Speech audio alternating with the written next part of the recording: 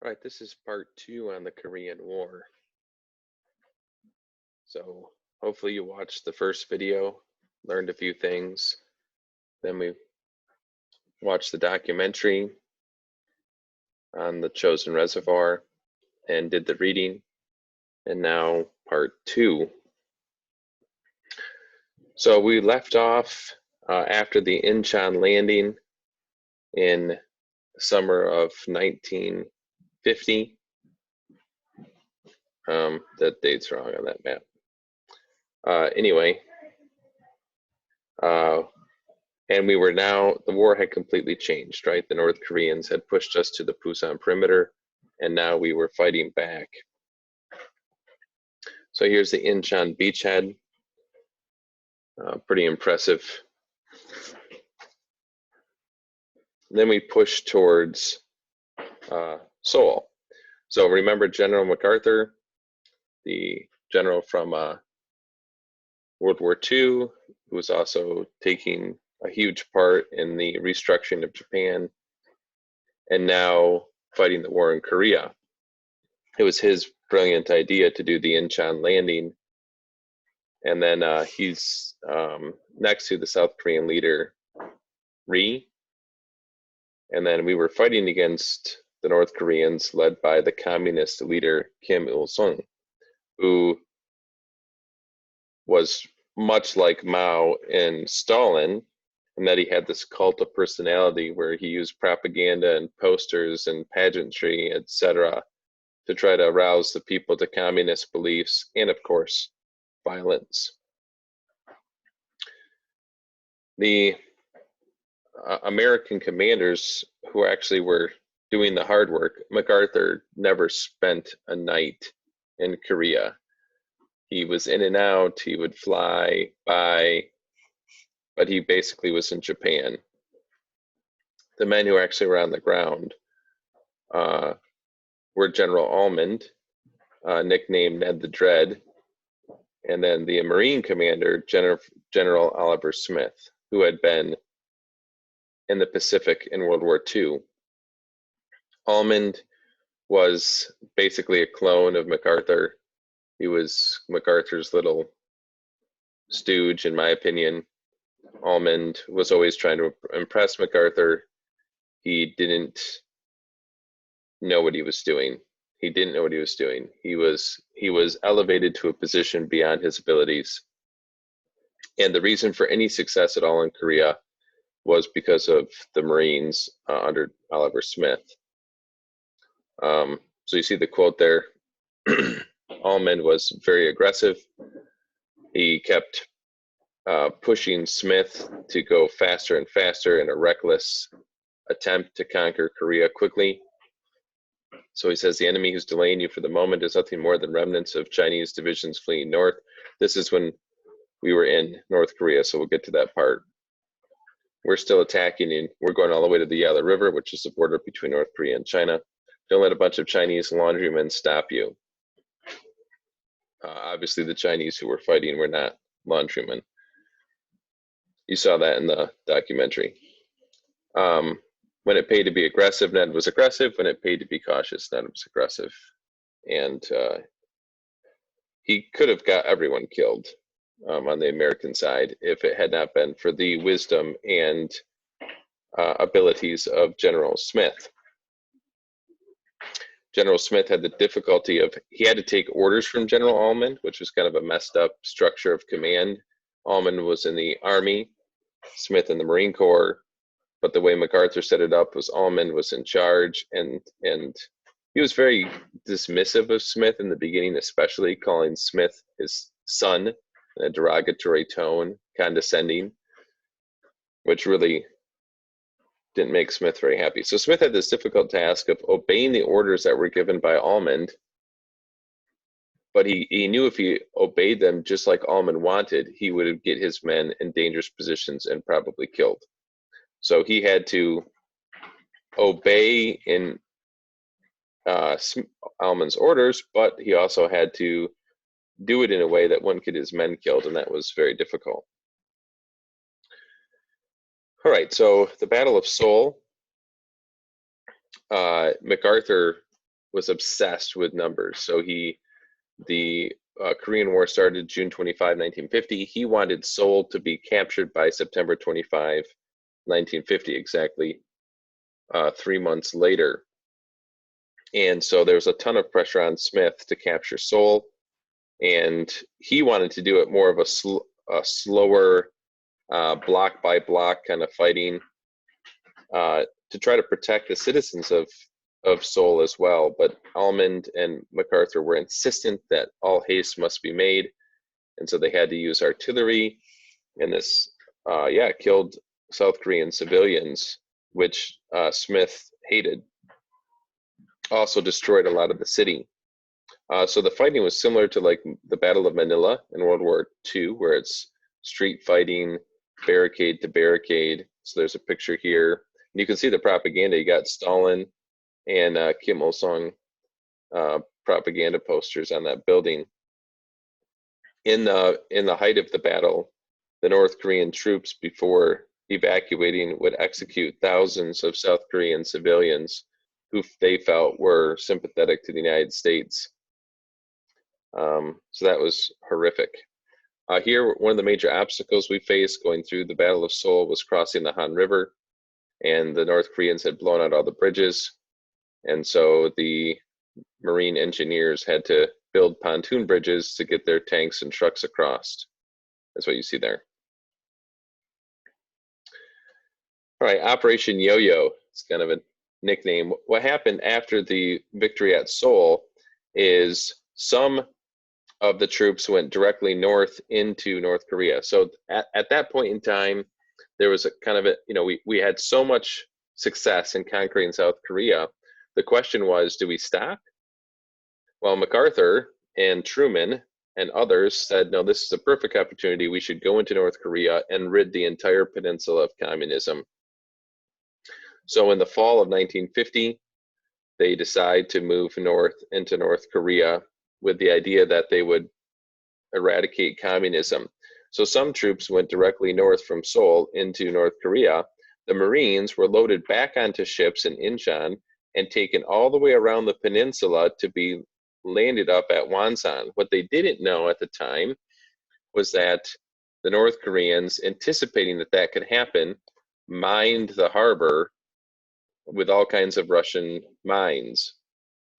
One particularly terrible mine that the Russians developed wouldn't become activated and explode until the 13th ship passed it. So the first 12 ships could go over it and nothing would happen, but then the 13th ship, and it would become active and blow up. And so while they're waiting for the minesweepers to come into the harbor to clear paths for the Marine transport ships, the Marines, meanwhile, went back and forth up and down the Korean coast. So they called it Operation Yo-Yo, and it was miserable because they're stuck on these ships for a week. A lot of time, day after day after day. Time moved very slowly. Well, I apologize for the lack of clarity in this map. But basically, so coming up from the coast, heading towards the Chosin Reservoir, which is the American name for it. Shangjin, I guess, is the native. I don't know if I'm pronouncing that right, probably not. And so there's basically one road that was usable to get up to the Chosin Reservoir, which was a man-made lake for hydroelectric power.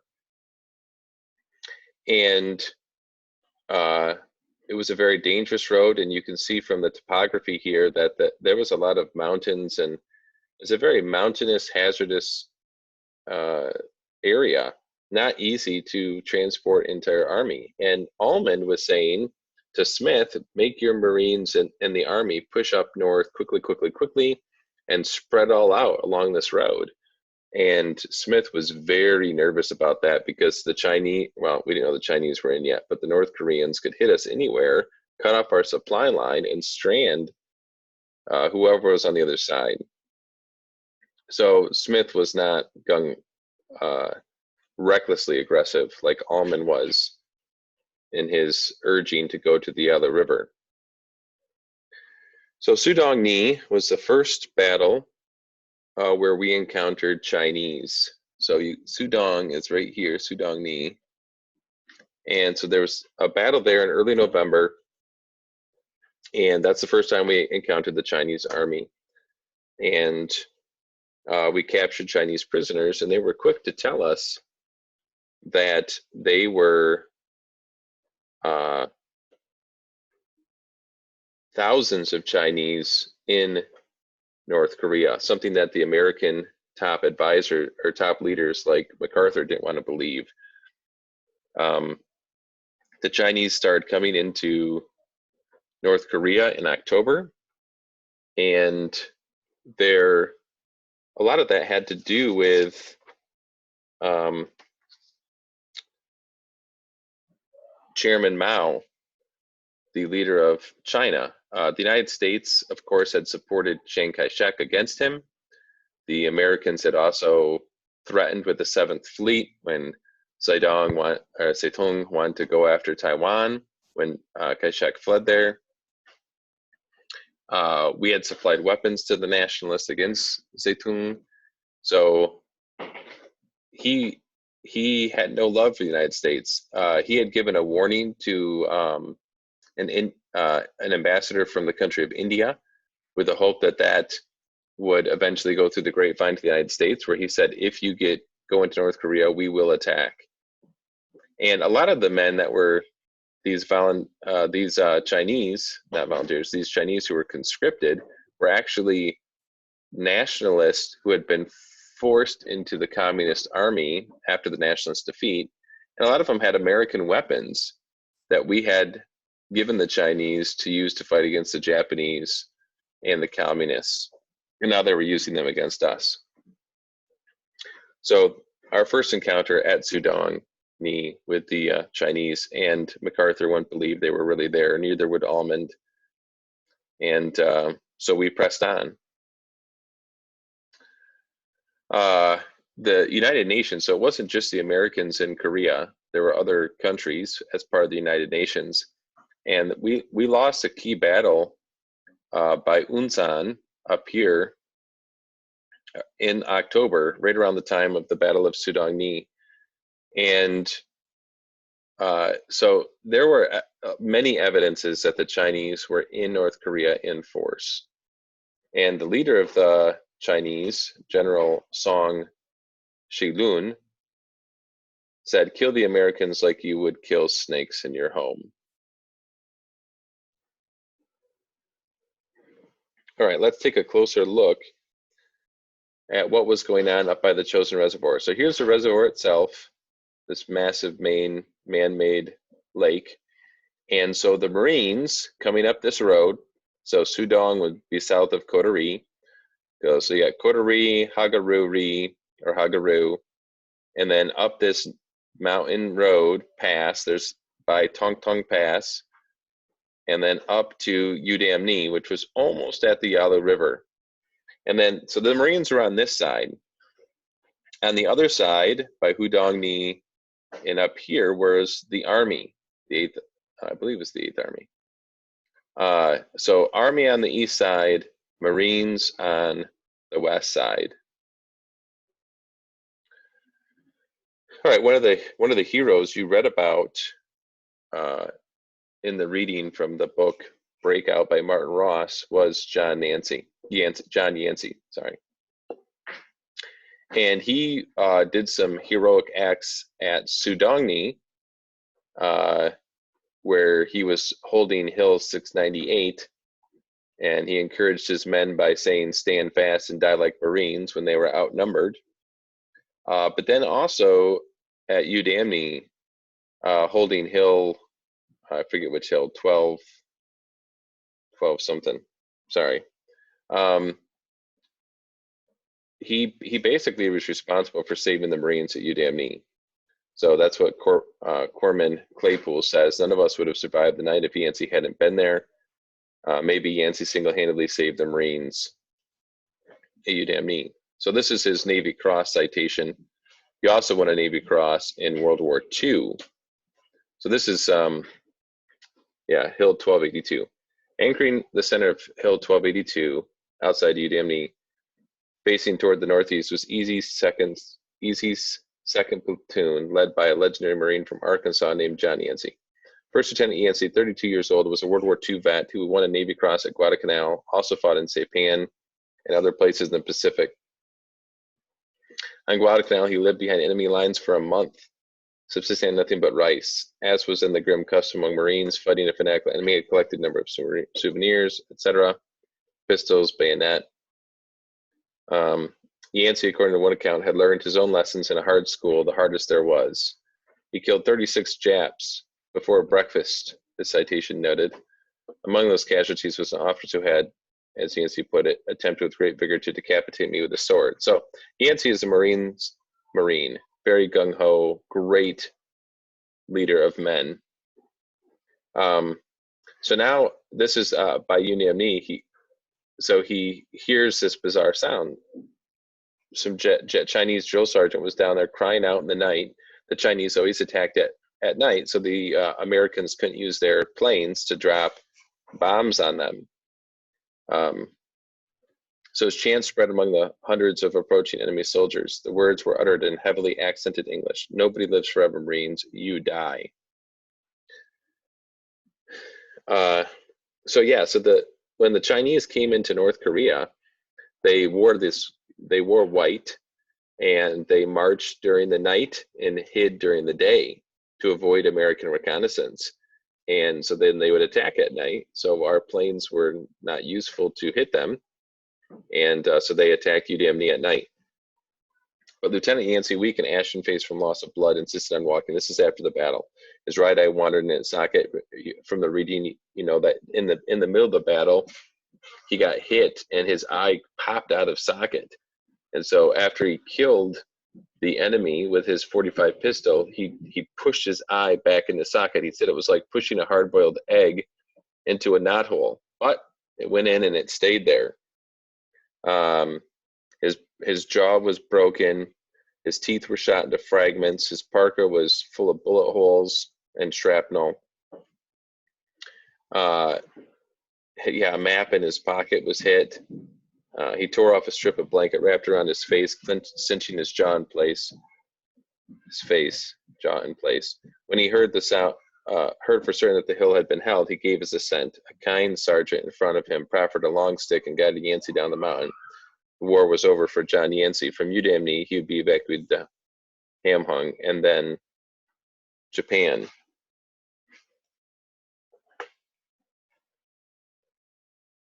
So here he is recovering in a hospital in Japan after his heroics at Yudam-ni. Other heroes, Stanley Robinson, you read about him, how he fought heroically, it says exposing himself to machine gun fire, etc. He was the one who had like terrible frostbite and was in a aid tent, and then when he heard that Yancey had been hit and was in trouble, he got up and through great pain put boots back on. His feet were in terrible shape, and he went back and fought to help save the Marines and was given the Navy Cross for his heroism. And the crazy thing about Stanley was that he was kind of a troublemaker, but Yancey was able to get the best out of him. And then Robert Kennemore was awarded the Medal of Honor at Yudam-ni because in the midst of the attack, he smothered 2 grenades, one with his foot and the other with his knee, and saving a machine gun squad in the process. So for his heroism, he was given the Medal of Honor. So this is after the night attack at Yudam-ni. You could see Yudam-ni, just a small village way up in the mountains in North Korea, and some dead Chinese on the slope there. Now, on the other side of the Chosin Reservoir, hit about the same time, was the Army, and they were spread out way too far. They didn't have the discipline training that the Marines did. I think I'm safe in saying that. And so where the Marines were in foxholes and on the hills and prepared for an attack somewhat, the Army was spread way out and was not as prepared. And the Chinese perhaps hit them harder than they hit the Marines at first. And so the Army tried to get back to Hagaru, and the original leader, McLean, was killed, and so the Army group was taken over by Don Faith, Lieutenant Don Faith. So it's called Taskforce Faith. That's why it says TF Faith, for example. And they tried to fight their way back to Hagaru. And Don Faith was extremely heroic, trying to rally his men to get them back. But the Chinese, this came from everywhere and overwhelmed them. And they couldn't make it through. In the video you watched, the documentary on the Chosin, you heard the story of Ed Reeves. He was a man who was in the back of a truck because he was wounded, and he watched the Chinese execute his buddies. They shot him in the head, but it didn't kill him. Then they beat him in the head with rifle butts. Eventually he crawls across the ice of the Chosin Reservoir and was saved by the Marines. Remember, each movement he made crawling across the ice, despite his wounded condition, he was singing songs he learned in Sunday school and praying. And he was rescued, but his fingers were amputated and his lower part of his legs from frostbite and wounds. So here's a citation for Lieutenant Don Faith, who gave his life trying to save his men, and talks about how he was wounded. It says, so as they came to a hairpin curve down here, enemy fire from the roadblock pinned the column down. Lieutenant Colonel Faith organized a group of men, directed their attack at enemy positions. He placed himself at the head of another group of men. In the face of direct enemy fire, led the attack on the enemy roadblock, firing his pistol, throwing grenades. Throughout the 5 days of action, Lieutenant Colonel Faith gave no thought to his safety, did not spare himself. And yeah, it was a great inspiration to his men until he was killed. And then things really fell apart for the Army. No one else really stepped into leadership, and that's why so many in the Army died, maybe 2/3. There's a documentary on Taskforce Faith that's informative as well. Okay, so going back to the Marines, so here's Yudam-ni. So the Army was over here on this road. They're basically wiped out, although maybe up to 1,000 of them make it back to Hagaru, most of them injured. So the Marines are fighting their way out. So the only way to get out of here is to get back to Hagaru and take the road they came in on. And so in order to do that, these Marines on Yudam-ni have to get back on the road, go through the dangerous Toktong Pass, make it back to Hagaru. And so here's a close-up. You see Yudam-ni here, and the Chinese in red. Here's 1282, the hill that John Yancey was on. And so, the hills were by how many meters, I believe, above sea level. So that's why they named the hill 1282, 698. That's just the elevation. So you can see by the topography in this map, though, that it was extremely dangerous terrain. So they had to get back through this Toktong Pass. And so the hill guarding the pass was called Fox Hill because Fox Company was in charge of guarding it. And they knew that if they failed, all these Marines coming down from Yudam-ni would also be annihilated.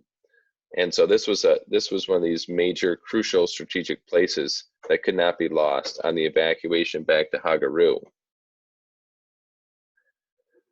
So one of the great heroes of the Chosin Reservoir campaign was Chew-Een Lee. Chew-Een Lee had tried to get into World War II. He was a Chinese American, but they tagged him as a translator because remember, there's a lot of racism against the Chinese, just like the Japanese in America. Think of like the Chinese Exclusion Act, which prevented the Chinese from immigrating to the United States after thousands of them had come through Angel Island in San Francisco. Remember, it was mainly Chinese that built the Transcontinental Railroad from Sacramento, the Central Pacific. So Chew-Een Lee is a Chinese American. He tries to get into World War II. They tag him as a translator, but he wanted to be on the battlefield. And his kind of motto was death before dishonor. At Sudong-ni, he personally led an attack to expose the enemy's strong positions. And so he tried to make himself like he was many men. So he, shot his gun from one spot, then he ran to another spot, threw grenades, went to another spot, etc., and eventually got the Chinese to expose where their positions were. He crawled up to one of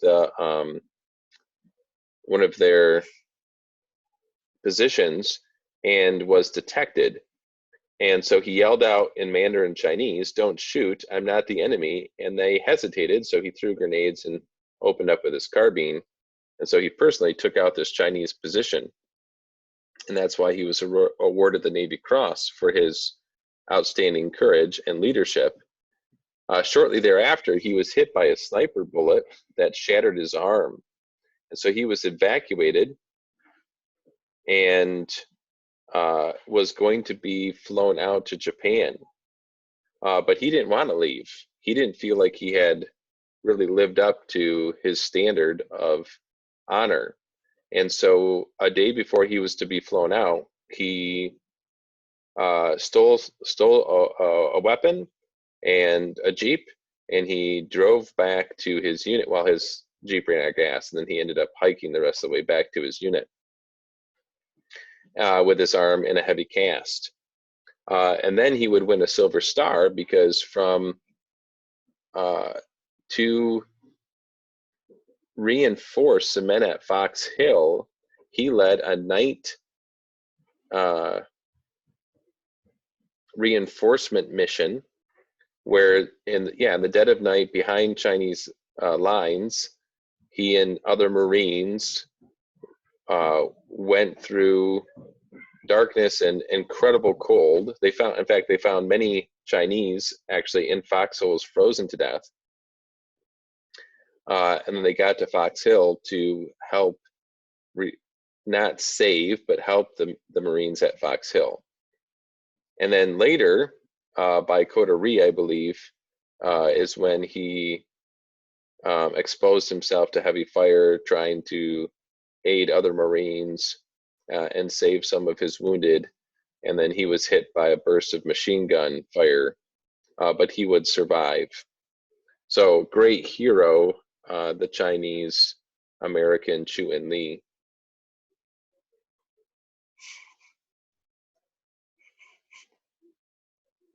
Another hero of Fox Hill on Toktong Pass was the officer in charge there, William Barber. And despite being wounded, he continued to lead his men. They were there for 5 days and 6 nights, and he was ordered to fight his way back to Hagaru, but he knew that if he did that, his wounded would be left behind, and the 8,000 Marines trapped at Yudam-ni would probably not make it out, or they would have to fight to take this pass from the Chinese, because then the Chinese would have the high ground on Fox Hill. And he wasn't willing to do that, so he stayed there. He disobeyed the order. He stayed there, and hung on desperately in this epic stand against the Chinese, later being reinforced by Chew-Een Lee. And just a great show of what it means to be a Marine, and to save your men, to fight despite being wounded, to hold the hill no matter the cost. Another man who was instrumental in holding Fox Hill was Hector Cafferata and his friend Ken Benson. The two of them basically got hung out on the edge of the line, and they fought all night long. Benson was temporarily blinded by a grenade blast, and so he just loaded weapons. And Hector, who was a sharpshooter, just kept shooting and shooting, killing many of the enemy and saving their lines from being overrun. and he, in the midst of the fighting, he had a grenade landed by him. He grabbed it to save fellow wounded Marines and went to throw it, and it exploded by his hand. And he continued to fire with his thumb. And so just great courage, and because of his heroics, he saved the men on Fox Hill. And everyone said he was very humble. Just a great American hero and Marine. Okay, back to Hagaru. So Oliver Smith, the Marine Corps general, demanded that the engineers build an airstrip in Hagaru. You see that in the map here. And so they had their defensive perimeter, and then build this airstrip so they could get supplies in and wounded out. And that really saved the Marines. If he hadn't ordered that to be built before the Chinese attacked, it's very likely the Marines would have been overrun and destroyed. So Smith, you can't say enough about how great his leadership was to keep his men, because he made sure the Marines weren't all strung out as Allman was commanding, so that they could help each other if need be, which of course they needed to once the Chinese attacked. So here's howitzers, 105 millimeter howitzers firing at the Chinese, protecting the airstrip. You see the planes at Hagaru. So basically it was the Marines at Yudam-ni and then Fox Hill was fight back to Hagaru, evacuate the wounded by plane, and then fight the rest of the way back to the harbor. Here's an aerial view of Hagaru. So you can see the completed airstrip in the middle here. And then just look at the mountains that these men had to fight through. And you just see the treacherous landscape. All right, so now after getting back to Hagaru, Hagaru had been attacked just like every other place by the Chinese, and the Marines had to hold there too. In fact, one of the Marine slogans is "Every man a rifleman." So even the cooks, unlike the Army, where they don't train everyone to shoot, in the Marines, every man needs to learn how to shoot a rifle. Every man a rifleman. So even the cooks, the clerks, the engineers, all took turns on the line to defend Hagaru, because the Chinese knew if they could take Hagaru, that would cut off the rest of the Marines, and the Marines held, which was, again, amazing. Because, the Chinese were trying to encircle and then annihilate the Marines at every position. So now, after getting past Hagaru and evacuating their wounded, they now had to move to Coterie. Before they could do that, though, Hagaru was in danger of falling. And so Chesty Puller, the great Marine who had won 5 Navy Crosses, who was at Coterie, sent Taskforce Drysdale to reinforce Hagaru as they were waiting for the Marines from Yudam-ni to come south before they could evacuate. And one of the men who was on that task force from Coterie to Hagaru to reinforce Hagaru was Jack Chapman. And so in the midst of trying to get from Coterie to Hagaru to reinforce Hagaru, that task force Drysdale was hit by the Chinese, and there was a man on this weapon, this M20 recoilless rifle, and it was mounted to a truck, and the man who was supposed to be firing it got too scared because it was obviously the Chinese were trying to take it out. And so Jack hopped into the gun position and started firing. And this is kind of his story. So first they hit him in the left arm, then the right leg, then the other arm. Another bullet lodged in his pack of cigarettes in his breast pocket. He had some hastily treated wounds. He climbed back into the truck, was shot again in the left hip. Then he took some shrapnel. He was bleeding.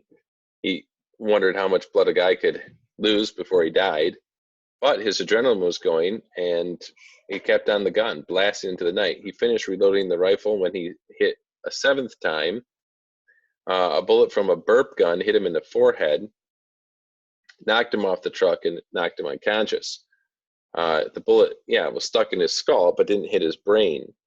So then the Chinese overrun that part of the task force. So Taskforce Drysdale was on that road going from Coterie to Hagaru, and it was pretty spread out. The men in the front of the task force actually made it to Hagaru and helped save Hagaru. The men in the middle were the ones that Chapman was a part of that was knocked out and captured. The men in the southern part of the task force, after being hit by the Chinese, they kind of got severed into three parts. The southern part ended up going back to Coterie. So Chapman was captured by the Chinese and became a prisoner of war. After the war was over and he came back to the States, he had all kinds of problems with headaches and all kinds of issues. And the X-ray revealed the bullet was still in his head. And so it was finally removed in 1964. And he said he felt like a new man after that bullet was finally taken out. So that bullet was in his head for 14 years.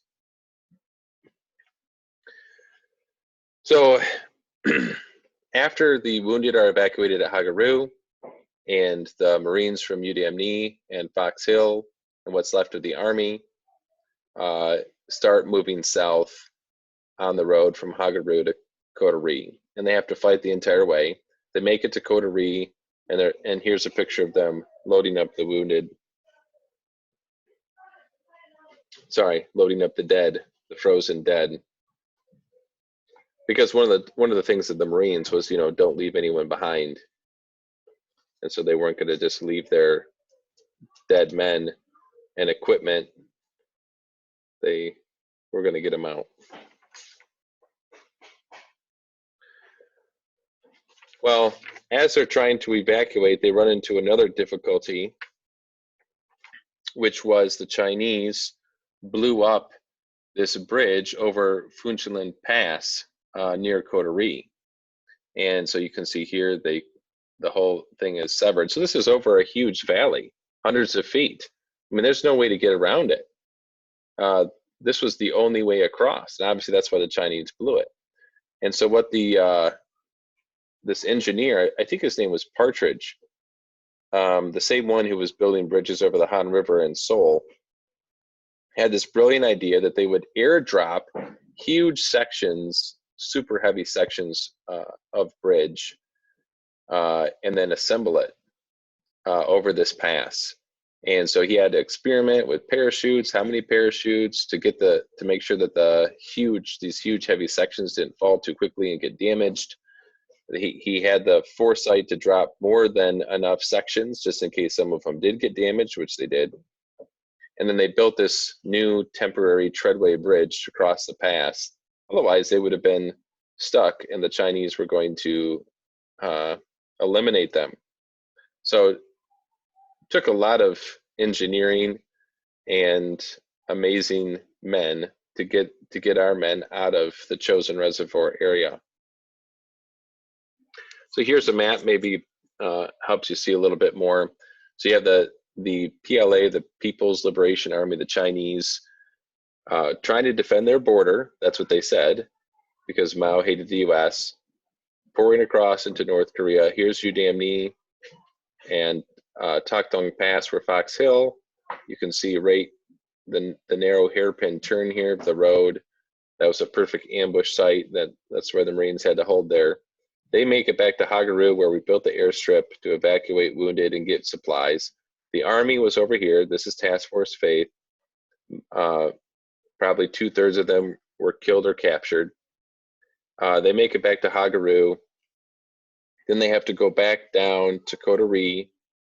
And then this is where the Chinese knocked out the bridge over Funchilin Pass that they had to rebuild with pair-dropped pieces. You can see the picture there of them dropping pieces of treadway bridge. And then they had to get back through Sudong and then to Hungnam, where they were going to evacuate. So you see here, Hungnam was the harbor we were aiming for to evacuate.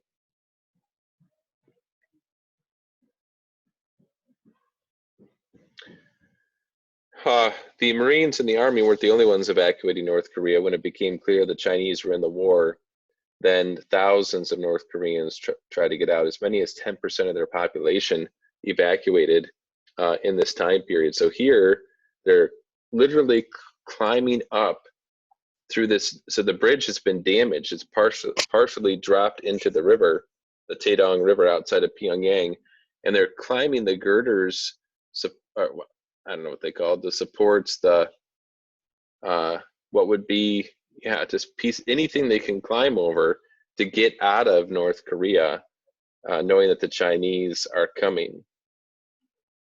And then just like you saw in the documentary, 98,000 North Korean refugees flood the port town of Hungnam, begging the Americans to get them out of there. So we just loaded thousands of them onto our ships to get them out of North Korea. And really amazing. So you, in the reading, you saw that North Korea was experiencing a lot of growth in Christianity up to this point. And so, yeah, we were trying to save these people from the communist atheist who no doubt would eradicate or do their best to eradicate Christianity. The documentary said that out of these 98,000 that were evacuated here, they have about 1 million descendants today. Well, in April 1951, after the disastrous failure to take North Korea and the Chinese entering the war, even though MacArthur and others said the war would be over by Christmas or even Thanksgiving,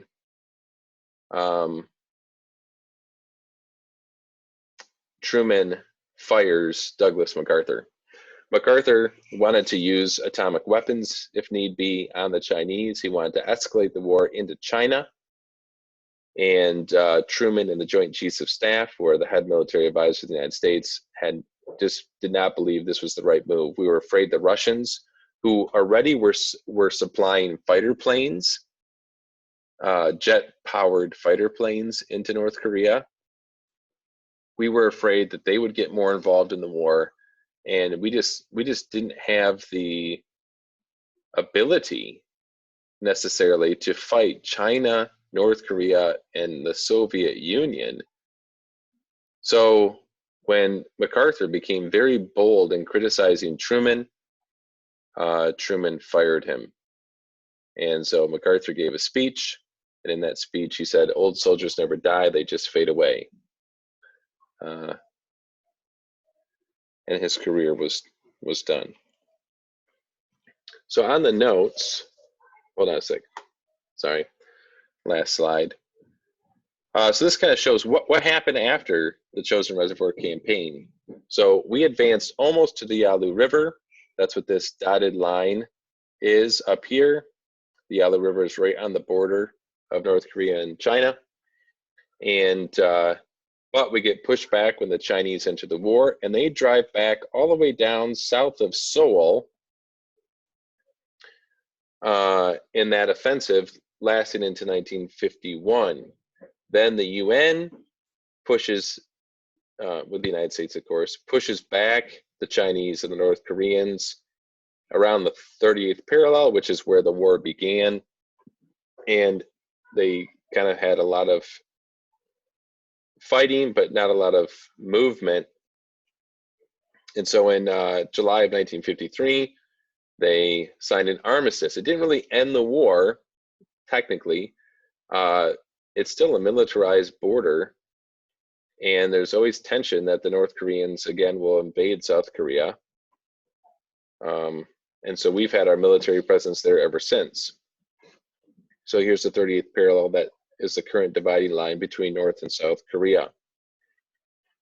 So in the notes I asked, so hopefully you filled in Sudong-ni, Yudam-ni, Hagaru, Hungnam, where we evacuated. What were the results of the war? Well, we won the victory, right? Just like the Marine veteran said in the video. It's, some people call it the forgotten war. He says it's a forgotten victory. We won a victory. North Korea was going to take over South Korea, and we stopped them. Certainly there was the failure of not taking over North Korea, but our original objective was to save South Korea, and we did that. And in the process, we also saved hundreds of thousands of North Koreans who were able to evacuate.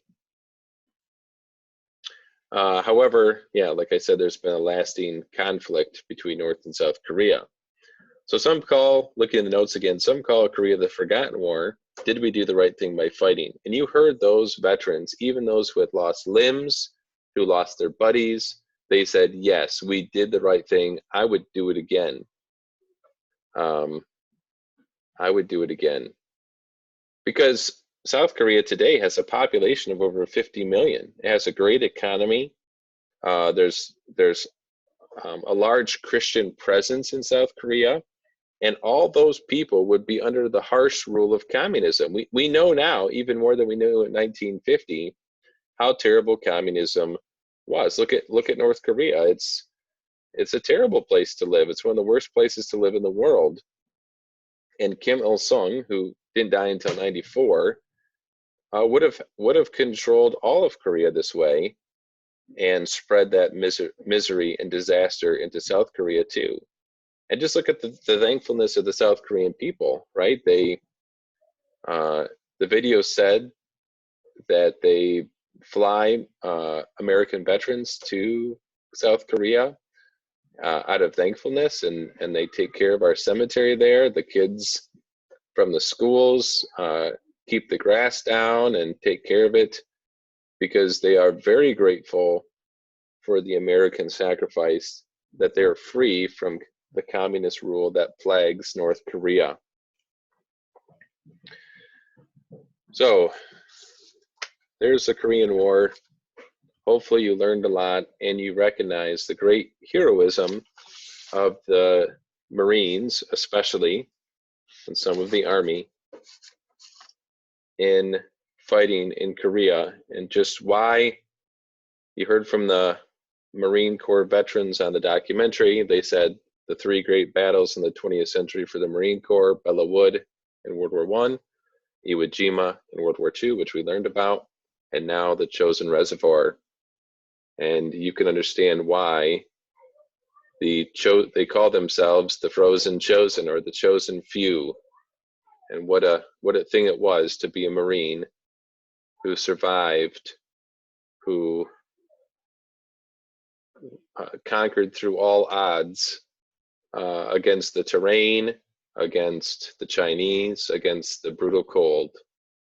So always faithful, the U.S. Marine Corps.